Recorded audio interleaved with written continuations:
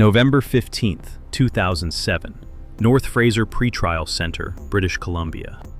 One man, 4 doors, 0 resistance. And the craziest part?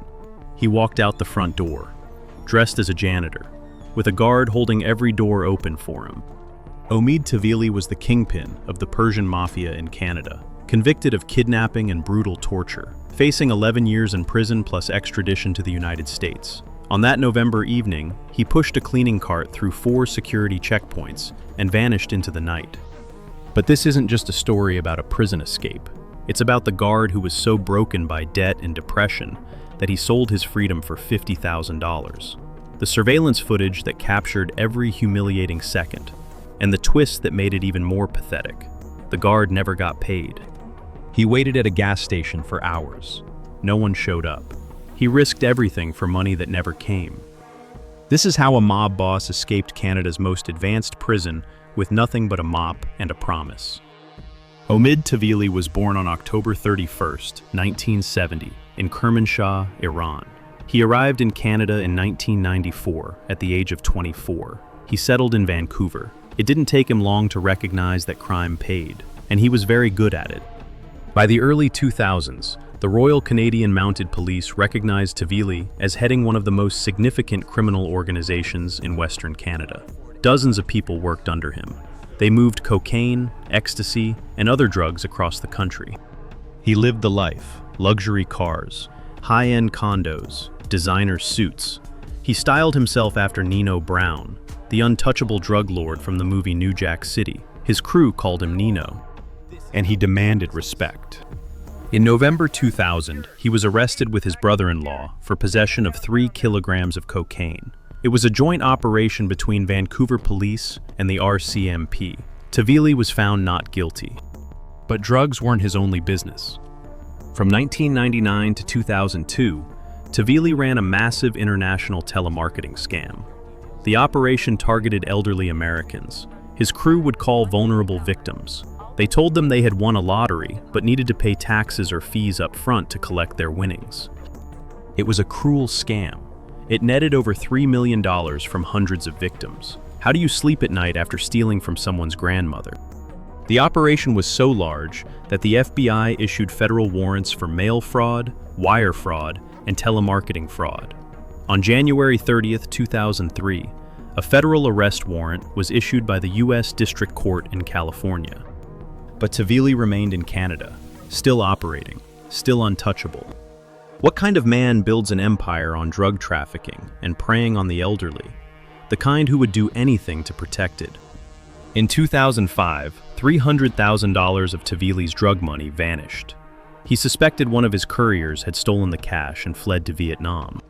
Tavili didn't write it off as a loss. He needed to send a message. He kidnapped the courier's brother-in-law. What followed was hours of brutal interrogation.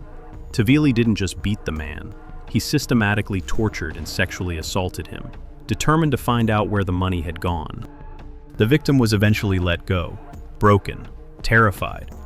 But he made a choice that would change everything. He went to the police. This act of extreme violence was Tavili's downfall. He was arrested soon after. The untouchable kingpin was finally caged.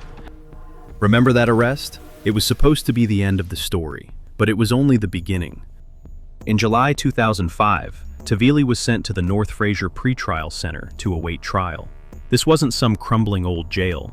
Opened in 2001, the facility was a state-of-the-art maximum security prison. How do you escape from a prison that was designed to be escape-proof?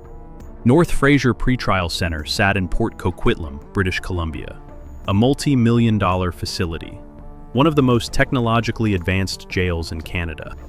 The design was modern. Guards monitored everything from elevated secure control centers. The doors were reinforced steel. Movement of inmates was highly restricted. Every corridor was covered by closed-circuit television cameras. In its 6 years of operation, no one had ever escaped. Not a single inmate. The facility held some of British Columbia's most dangerous criminals, gang members, murderers, drug traffickers awaiting trial. Security protocols were designed for exactly these kinds of inmates. But what good are reinforced doors if someone has the keys? What good are cameras if no one is really watching? Every system has one fatal vulnerability: the people running it. Tavili hated prison. He was a man used to control, used to luxury, used to power. Now he was just another inmate in a jumpsuit. For a man who called himself Nino, this was humiliation. His trial was a disaster. The evidence of the kidnapping and assault was overwhelming. In October 2007, he was convicted on all counts: kidnapping, sexual assault, unlawful confinement, uttering threats, causing bodily harm. He hadn't been sentenced yet, but the outlook was bleak. The prosecution was asking for more than a decade behind bars. And that wasn't even the worst part. While in custody, the British Columbia Supreme Court had ordered his extradition to the United States in May 2007. He was awaiting his appeal. That meant if he lost, the moment he finished his Canadian sentence, he would be shipped straight to a US federal prison. The FBI still wanted him for the $3 million fraud. Omid Tavili, at 37 years old, was looking at the prospect of dying behind bars. Canadian prison first, then American prison, possibly for the rest of his life. For a man who saw himself as a king, this was unacceptable. He had millions of dollars stashed away. He had international connections from Europe to the Middle East, and he refused to let the system win. He was so confident that he openly boasted to other inmates and staff. He told them he wouldn't be there for his sentencing. They laughed it off. Where was he going to go? But Tavili was already analyzing the prison. He knew the walls were too thick, the fences too high, the technology too advanced for a traditional escape. So he looked for something else, a weakness in the human element. He watched the guards, day after day, week after week. He studied their routines, their conversations, their body language. He was looking for cracks. And he found the perfect target. What if he could find someone desperate enough to risk everything? Someone broken enough to betray their oath for money?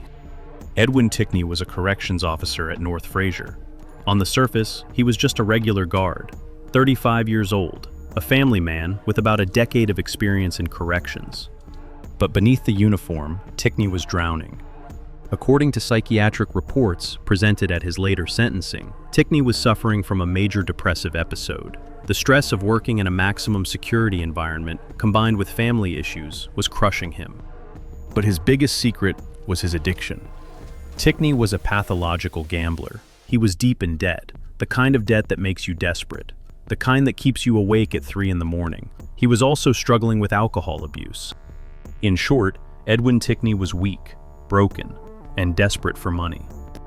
Omid Tavili, a sophisticated manipulator who had spent his life exploiting weakness, recognized this instantly. But how did he do it?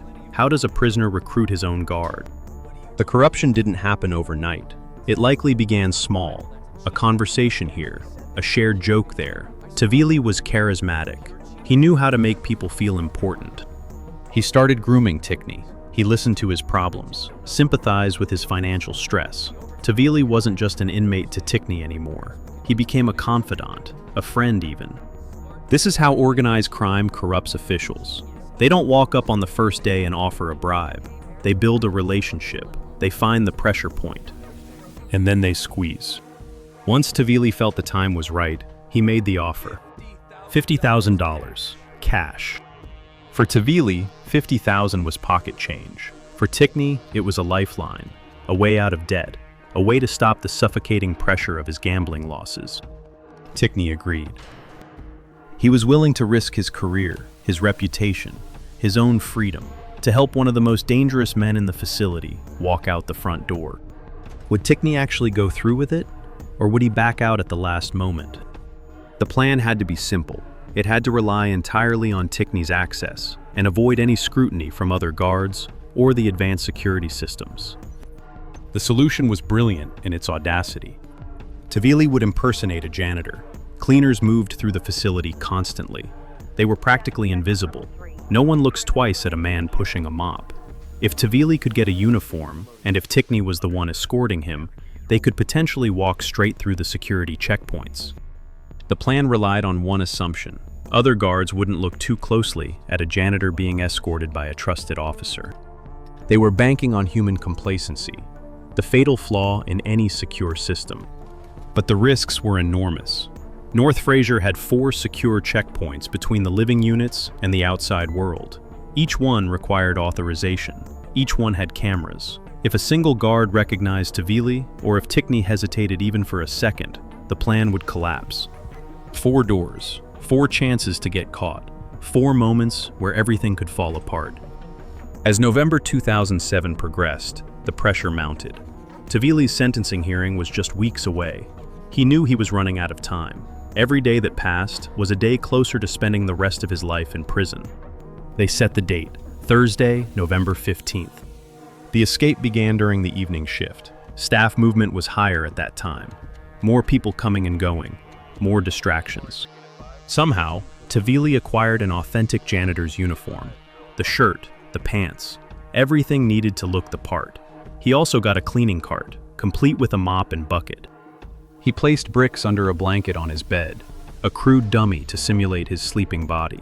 It wouldn't fool anyone who actually looked, but would anyone look?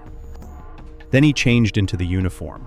He was no longer the feared crime boss, just a humble cleaner. He met up with Edwin Tickney. This was the moment of truth. Tickney had to lead Tavili through 4 highly secure security gates. His hands may have been shaking, his heart racing. If he backed out now, he knew Tavili's organization might come for him. If he went forward, he was committing a crime that would destroy his life. He was committed. He started walking. Tavili pushed the cart. He deliberately kept his head down, trying to obscure his face from cameras positioned on the ceiling. Tickney was the escort, the man with the authority. The entire sequence was captured by the prison's closed-circuit television cameras, every second of it, a chilling, silent movie of betrayal. They approached the first secure door. Tickney had to appear completely normal, like he was just escorting a janitor to a different section of the prison. Nothing unusual, just another shift. He initiated the unlock sequence. Click. They walked through. 1 down, 3 to go. They continued through the sterile corridors, fluorescent lights, concrete walls. Tavili was deep inside the secure perimeter of a maximum security facility, just walking freely now, pushing a mop bucket like he belonged there. They approached the second gate. A guard was stationed nearby. Did he look up from his desk? Did he glance at the janitor's face? Number. He saw Tickney, a colleague he trusted, a man he'd worked alongside for years, and a cleaner doing his job, nothing more. Tickney used his access. He maintained his composure. Click. The second door opened.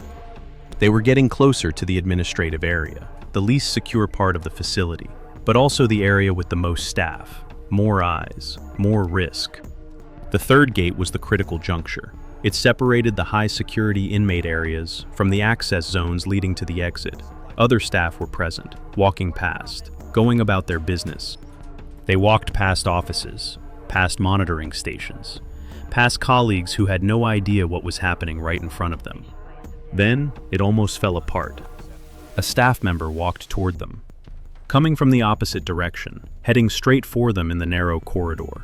Tavili gripped the handle of the cleaning cart tighter. He kept his head down, eyes on the floor.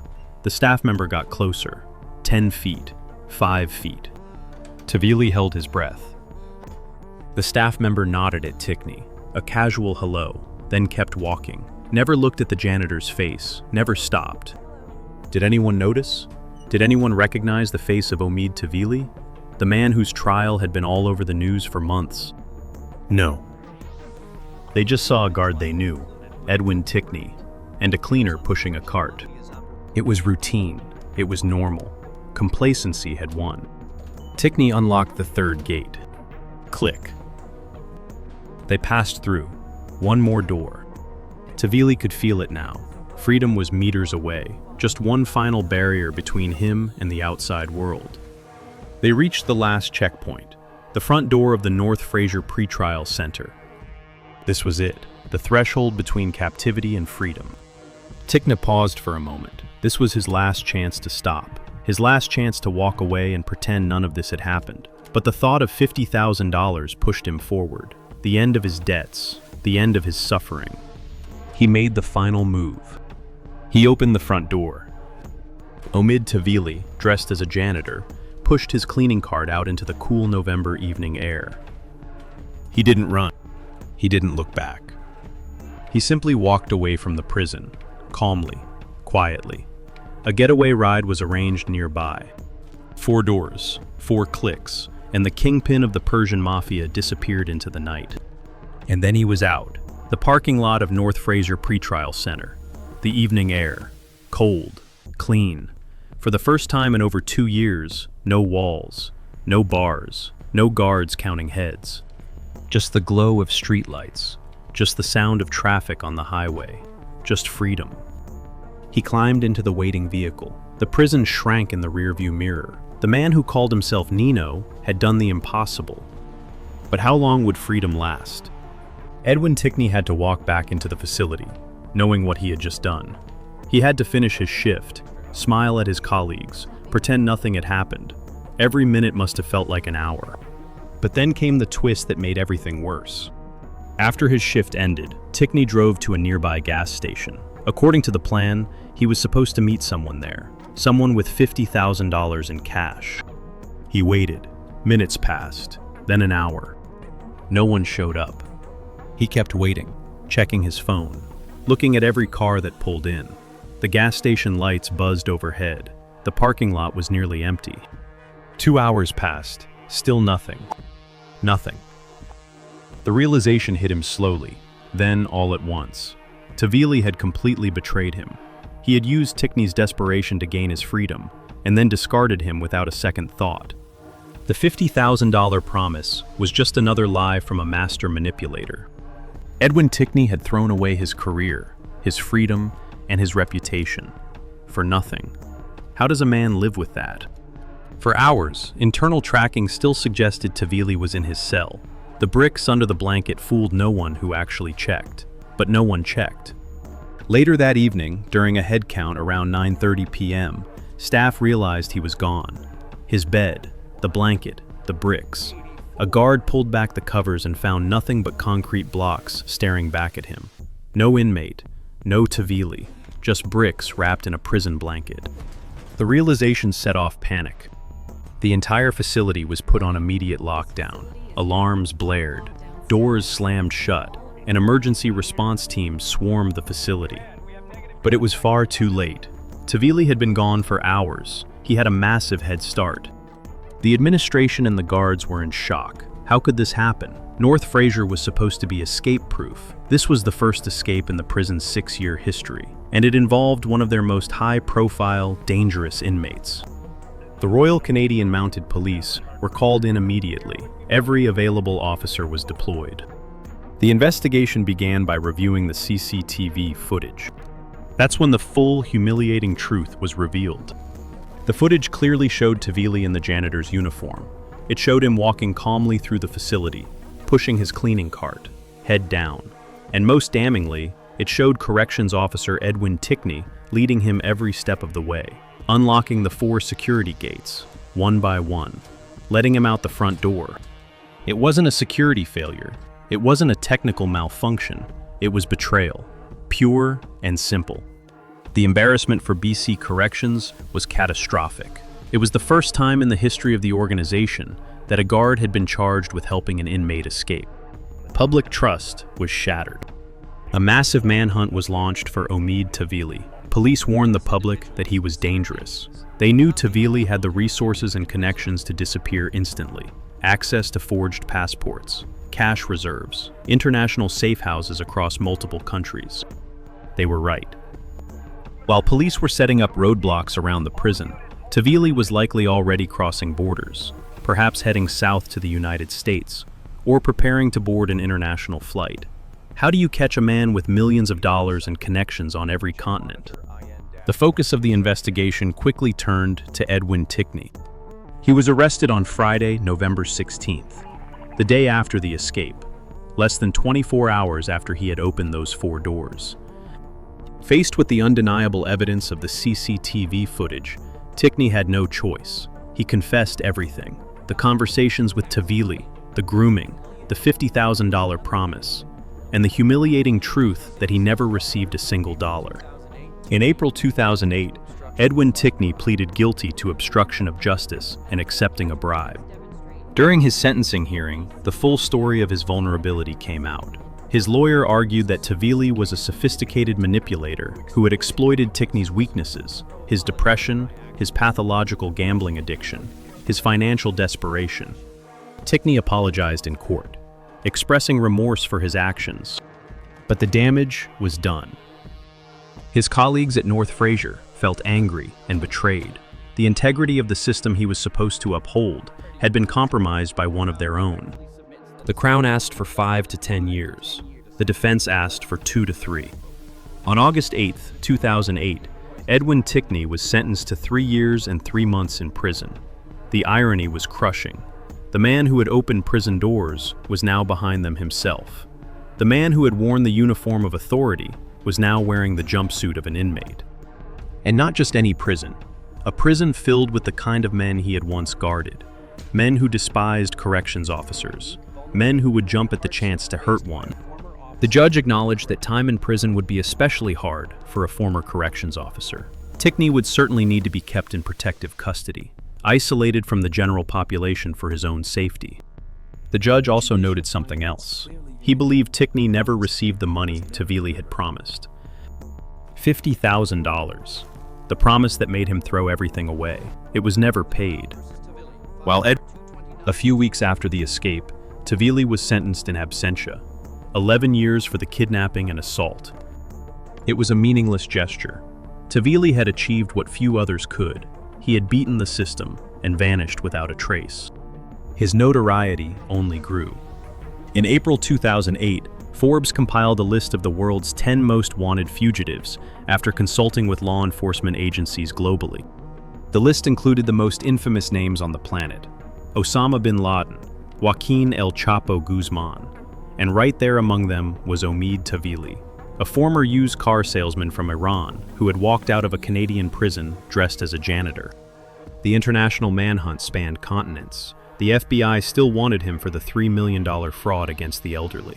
The RCMP wanted him for his escape and his organized crime activities.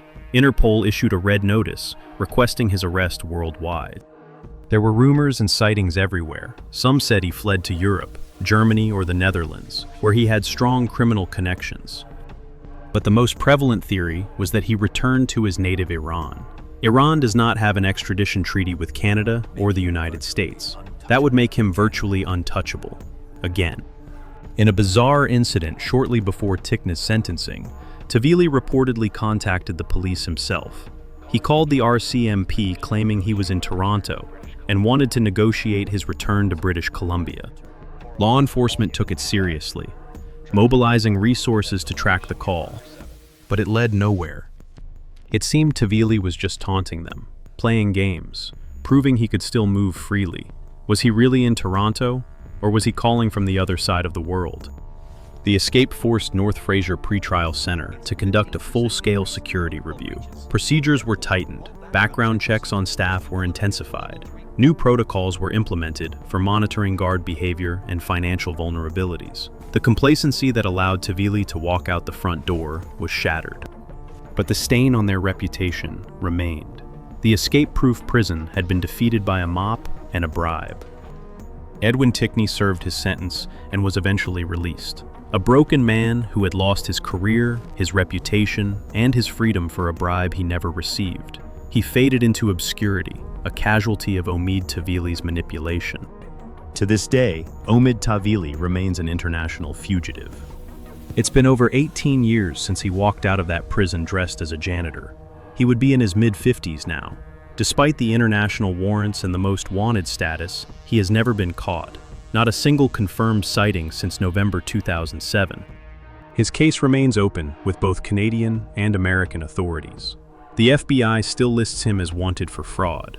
The RCMP still wants him for his crimes in British Columbia. But no one has seen him since that November evening. Some believe he's living comfortably in Iran.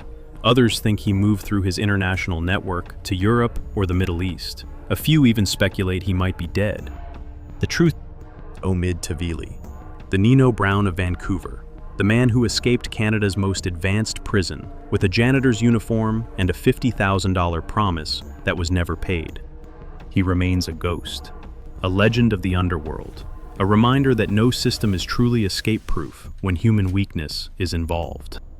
Remember that surveillance footage? The one showing a mob boss calmly pushing a cleaning cart through 4 security doors while a guard held each one open. That footage became the most humiliating evidence in Canadian corrections history. It showed exactly how human weakness can defeat millions of dollars in technology.